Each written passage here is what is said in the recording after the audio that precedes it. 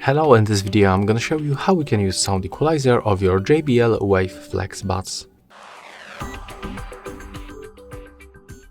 So first of all, you have to be connected with the JBL headphones application on your device, and then when you are right here, just scroll down a little bit and click on this icon of the equalizer. To turn it on, just click on the switcher in the right upper corner, and as you can see, we can find 4 default presets. If you want to create your own preset, just click on the plus.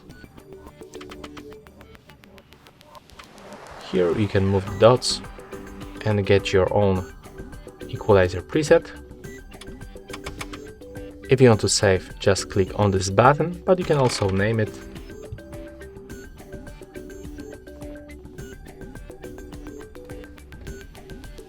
And click Save to confirm. And as you can see, our custom preset appears right here.